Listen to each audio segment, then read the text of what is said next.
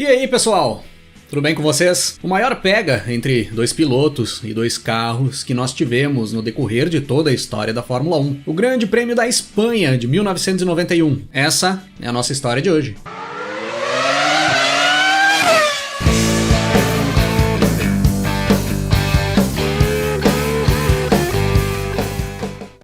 O Grande Prêmio da Espanha de 1991 era a 14ª etapa do Campeonato Mundial de Fórmula 1 daquele ano, com data marcada para o dia 29 de setembro de 1991, no circuito de Barcelona. Circuito estreante dentro da Fórmula 1, seria ali a primeira etapa disputada nesse circuito. Nos anos anteriores, desde metade dos anos 80, o Grande Prêmio da Espanha era disputado em Jerez de la Frontera. E o circuito de Barcelona, que entrava na Fórmula 1 ali na época, se mostrava ser um circuito bem técnico, com um miolo de curvas lentas, seguidos por trechos de aceleração e uma reta principal enorme, que permitia os pilotos realizarem boas estratégias de ultrapassagem e prometia muitas brigas por posição no decorrer da prova. No Campeonato Mundial, que estava na sua reta final ali naquele momento, nós tínhamos o brasileiro Ayrton Senna da McLaren liderando a tabela com 83 pontos conquistados até então. A segunda posição ficava com o inglês Nigel Mansell da Williams, que tinha 59 pontos conquistados. Faltavam apenas 3 etapas para o final do Campeonato Mundial ali naquele momento, e o Senna tinha 24 pontos de vantagem em relação ao Mansell, que era o segundo colocado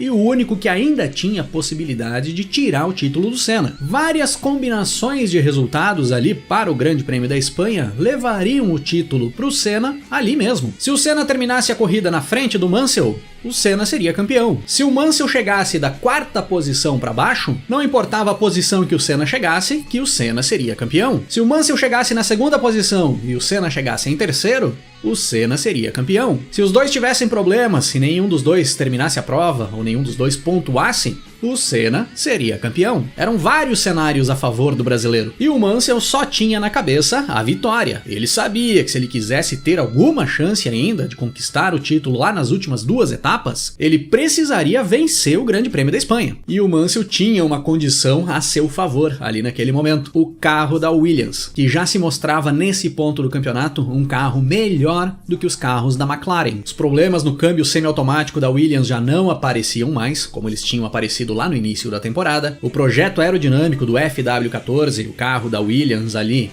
era um projeto aerodinâmico melhor do que o MP4-6, o carro da McLaren. Então o desempenho geral nos circuitos vinha sendo melhor da Williams. O motor V10 da Renault, que equipava as Williams, vinha rendendo quase a mesma coisa e às vezes até mais do que os V12 Honda que equipavam a McLaren. E já começava a se desenhar nesse cenário um carro que teria plenas condições de buscar títulos mundiais. Se não fosse ali em 1991, seria logo na sequência. Como o Senna tinha conseguido conquistar uma grande vantagem na tabela do Campeonato Mundial lá no início da temporada, na primeira parte do campeonato, ele ainda tinha essa vantagem ali no final, pois ele vinha conseguindo administrar essa vantagem a partir da segunda metade da temporada, quando as Williams já se mostravam melhor. E na reta final do campeonato, a McLaren já começava a montar estratégias defensivas para fazer com que o Senna buscasse o título mundial, utilizando também o segundo piloto da equipe com esse objetivo, o austríaco Gerhard Berger. Desde o Grande Prêmio de Portugal, a corrida anterior ao Grande Prêmio da Espanha de 1991, a McLaren já vinha configurando o carro do Berger para ter melhores desempenhos em treinos classificatórios e largar na frente das Williams. Dessa forma, o Berger teria chances de se posicionar na frente dos carros da Williams ainda na largada, principalmente na frente do Nigel Mansell, que era o que brigava diretamente com o Senna pelo título mundial, e segurar as Williams na pista para que o Senna conseguisse evoluir, e principalmente para que o Mansell não vencesse mais, pois segurando as vitórias do Mansell ali na reta final seria um grande passo para o título do Senna. E aí, dentro dessa estratégia, em contrapartida, o Senna trabalhava com o carro mais acertado para a corrida, para fazer frente ao Mansell e ao Riccardo Patrese, o italiano companheiro do Mansell na Williams, e disputar diretamente na pista as posições. Nos treinos classificatórios para o Grande Prêmio da Espanha, ali em Barcelona, 1991, deu Gerhard Berger na pole position, assim como tinha dado na corrida anterior, em Portugal. Nigel Mansell alinhou ao lado do Berger, na segunda posição. O Ayrton Senna ficou em terceiro, com o Ricardo Patrese em quarto. O alemão Michael Schumacher, correndo com a Benetton, alinhou na quinta posição, e o francês Alain Prost, da Ferrari, alinhou em sexto. O Nelson Piquet, com a sua Benetton, conseguiu ficar na 10ª posição, e o Maurício Gugelmin, com a Leyton House, alinhou em 13º. No domingo pela manhã, o dia da corrida, cai uma bela chuva sobre o circuito de Barcelona. Dá uma boa lavada no asfalto, tira bastante a aderência, além de deixar a pista bem úmida para o início da tarde. O horário da largada para o Grande Prêmio da Espanha. Pouco antes da largada, os pilotos ainda não sabiam certo se partiriam com pneu slick, com pneu de pista seca para o início da prova, ou se era melhor largar com pneus de chuva, já que a pista ainda estava bem úmida e tinha pontos com poças d'água. Mas faltando 10 minutos para a luz verde,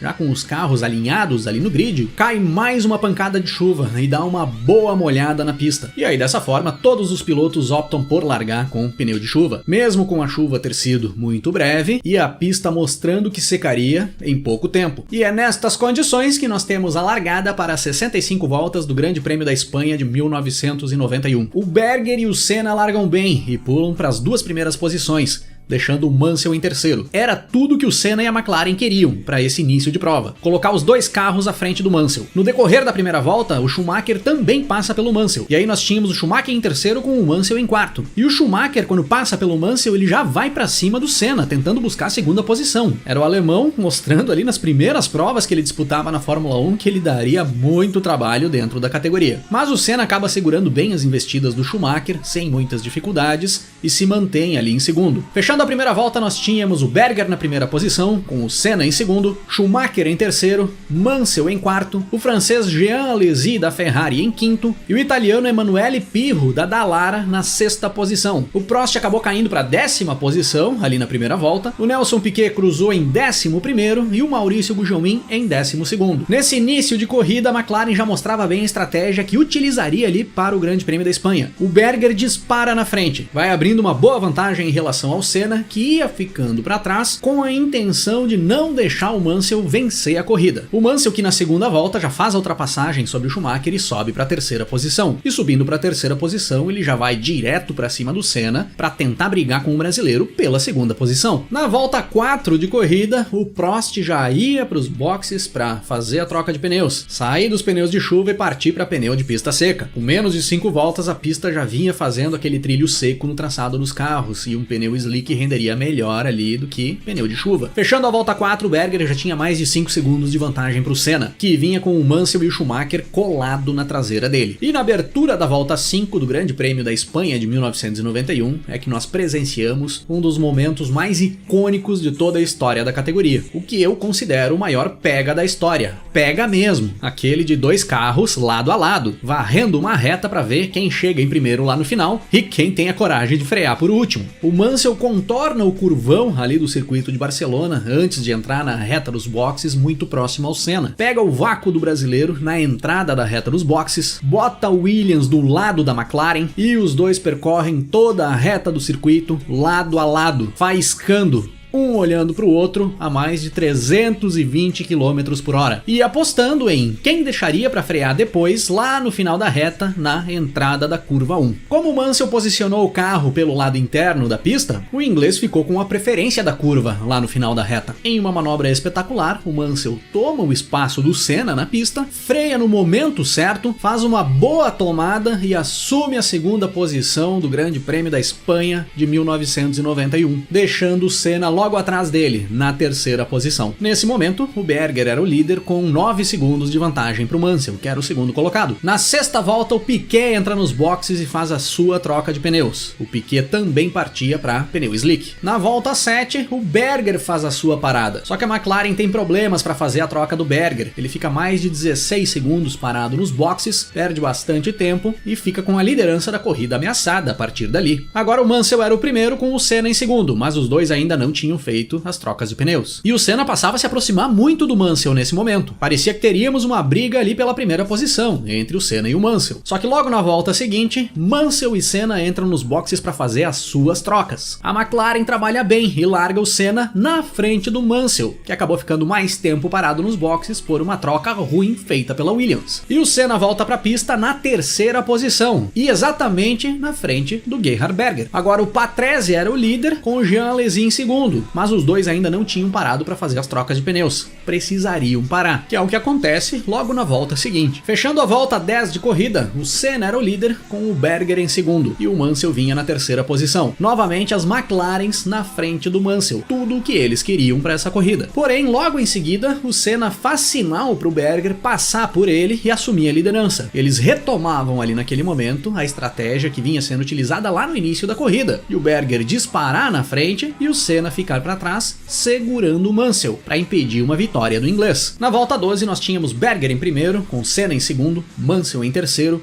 Michael Schumacher na quarta posição, Alain Prost em quinto e Nelson Piquet em sexto. E o Mansell já colava na traseira da McLaren do Senna para brigar pela segunda posição com o brasileiro, quando começa a chover de novo sobre o circuito de Barcelona. Logo após todos os pilotos terem trocado os pneus de chuva por pneu slick, a pista começava a molhar novamente. Na 13ª volta da corrida, o Senna, tentando escapar das investidas do Mansell que vinha colado ali atrás dele, perde o controle do carro na entrada da reta dos boxes, roda, sai da pista e acaba ficando bem para trás no pelotão. Por sorte ele não bateu em nada, não avariou o carro e ele consegue voltar para a pista na 7ª posição, mas já começava a ficar bem prejudicada a corrida do Senna. Chegando na volta 15 a chuva já ia acalmando, mas a pista tinha dado uma boa molhada. Os pilotos vinham tendo dificuldade para conseguir segurar os carros ali que estavam com pneus slick, e o Mansell já começava a chegar no Berger para brigar pela liderança da prova. Na 20ª volta nós tínhamos Berger em primeiro, com Mansell em segundo, Michael Schumacher em terceiro, e o Schumacher sendo o mais rápido da pista, volta a volta, Prost na quarta posição, Senna em quinto, o Senna já tinha conseguido escalar um pouco o pelotão após a rodada, e o Jean Alesi era o sexto colocado. O Piquet vinha logo atrás dos 6 primeiros na 7ª posição. Só que o Senna vinha tomando uma pressão enorme do Alesi, que vinha tentando tomar a 5ª posição do brasileiro. Passando da volta 20, o Mansell vai para cima do Berger no miolo do circuito, onde não é ponto de ultrapassagem ali em Barcelona, toma o espaço do austríaco na pista, dá um chega para lá e busca a liderança da corrida. Mais uma bela manobra do Mansell nesse Grande Prêmio da Espanha de 91. Logo em seguida, o Michael Schumacher, que vinha andando muito na pista ali naquele momento, roda, sai da pista e acaba ficando para trás no pelotão. Agora nós tínhamos Mansell em primeiro, com Berger em segundo, Prost em terceiro, Senna em quarto, Alesi em quinto e o Schumacher em sexto. E o Mansell começava a disparar na primeira posição, andando muito e deixando todo mundo para trás. O carro da Williams rendia muito bem, e as coisas se mantêm assim por umas quantas voltas no decorrer da prova, com o Mansell em primeiro, o Berger em segundo, o Prost em terceiro, o Senna em quarto, um pouco mais sossegado agora, pois o Alesi tinha tomado uma punição e tinha caído para a 8ª posição, e o Schumacher tinha parado para fazer mais uma troca de pneus após a rodada que ele deu na pista, e também tinha ficado mais para trás. Passando das 35 voltas de corrida, o Berger entra nos boxes para fazer mais uma troca de pneus. Porém, a McLaren apresenta problemas ali naquele momento, e a equipe acaba recolhendo o carro do Berger para dentro da garagem para tentar solucionar o problema. Só que aí, mesmo que conseguissem resolver o problema do Berger, ele voltaria para a pista muitas voltas atrás dos líderes. Ficava totalmente comprometida a corrida do Berger a partir dali. E aí nós tínhamos Mansell em primeiro, com Prost em segundo, Senna na terceira posição, mas o Senna rendendo muito mal. Ele era muito mais lento do que os demais pilotos ali da parte da frente da corrida, e o Riccardo Patrese, que vinha na quarta posição, já começava a se aproximar bastante do Senna, tanto que, chegando na volta 40, o Patrese vai para cima do Senna e faz a ultrapassagem, sem muitas dificuldades, subindo para a terceira posição e jogando o brasileiro para quarto. E na volta 45, o Alesi também já chegava no Senna para brigar pela quarta posição com o brasileiro. Chegando na volta 50, Mansell, Prost, Patrese, Senna, Alesi e Schumacher eram os 6 primeiros. Passando da volta 50, o Alesi passa pelo Senna, sobe para a 4ª posição e joga o brasileiro para 5º. Faltando 10 voltas para terminar, o Nelson Piquet fazia sua 4ª parada nos boxes no decorrer da prova e ia ficando lá para trás o brasileiro, que teve muitos problemas no decorrer da corrida. Enquanto o Maurício Gugelmin, que vinha fazendo uma corrida muito discreta e pouco se falava nele, pouco se mostrava o Gugelmin, vinha escalando o pelotão e já integrava o top 8 da corrida ali naquele momento. Chegando nas últimas 5 voltas, o Mansell baixa o ritmo dele na pista, administra a boa diferença que ele tinha em relação ao Prost, que era o segundo colocado, para fechar 65 voltas do Grande Prêmio da Espanha de 1991 na primeira posição, com Alain Prost chegando em segundo e o Ricardo Patrese, o segundo carro da Williams, na terceira posição. O Senna cruzou a linha de chegada em 5º, se arrastando na pista. O Maurício Gugelmin chegou em uma ótima 7ª posição com a Leyton House, por pouco o Gugelmin não pega um pontinho ali no Grande Prêmio da Espanha, e o Nelson Piquet chegou em 11º após ter vários problemas no decorrer da prova. Com esse resultado, o Mansell subia sua pontuação para 69 pontos e o Senna subia para 85. A diferença de pontos entre os dois caía de 24 pontos, que era antes do Grande Prêmio da Espanha, para 16 pontos. E a decisão do título mundial ficava reservada para a prova seguinte, o Grande Prêmio do Japão de 1991. Mas aí é assunto para outro episódio aqui do canal.